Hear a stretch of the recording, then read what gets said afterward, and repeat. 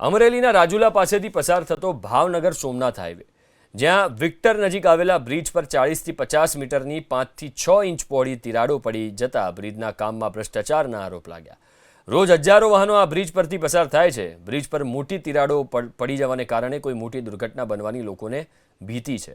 Bhavnagar Somnath highway જે અત્યંત વ્યસ્ત હાઈવે છે, રાજુલાના પૂર્વ ધારાસભ્ય અમરીશ ડેરે બ્રિજના લોકાર્પણના 2 જ વર્ષમાં મોટી તિરાડો પડી જતા નેશનલ હાઈવે ઓથોરિટી અને સરકાર સુધી રજૂઆત કરી પણ કોઈ જ કાર્યવાહી નથી થઈ, જેને કારણે લોકોમાં રોષ છે।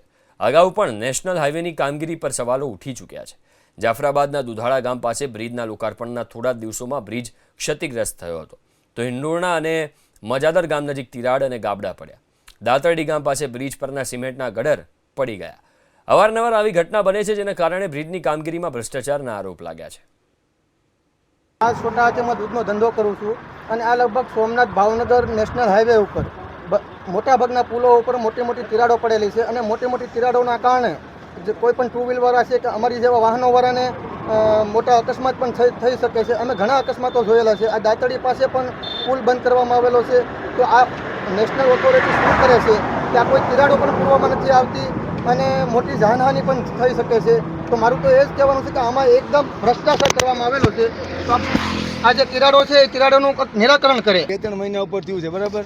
હજી પણ કોઈ આ લોકો નેશનલ ઓથોરિટી આવ્યા કોઈ જોવા આવ્યા નથી।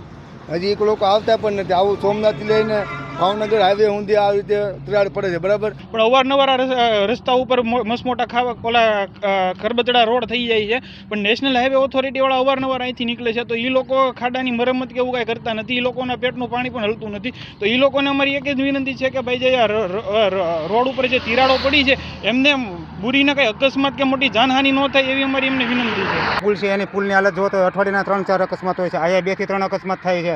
અમે જ્યારે આ રોડ ઉપર પેટ્રોલ પુરાવા જતા હોય તો અમે રસ્તામાં આવીને મદદ માટે આવીએ છીએ અને આવી હાલત છે। બહુ ખરાબ કામ બહુ કરેલું છે આ રોડનું।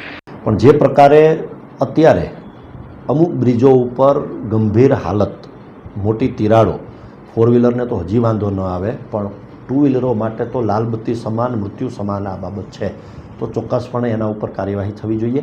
ત્યારે કોન્ટ્રાક્ટરોએ જાતે સમજી અને સરકારની સૂચના આવે પહેલાં આવા બધા જ રસ્તાઓ યોગ્ય રીતે રિપેર કરવા જોઈએ, જેથી કરીને રાજ્ય સરકાર, કેન્દ્ર સરકારે જે કામો કર્યા છે એ વિશ્વસનીયતા લોકોને જળવાઈ રહે। જ્યાં રજૂઆત કરવી પડશે ત્યાં ચોક્કસ કરીશું, કારણ કે જનતા જનાર્દનના ટેક્સના પૈસા છે।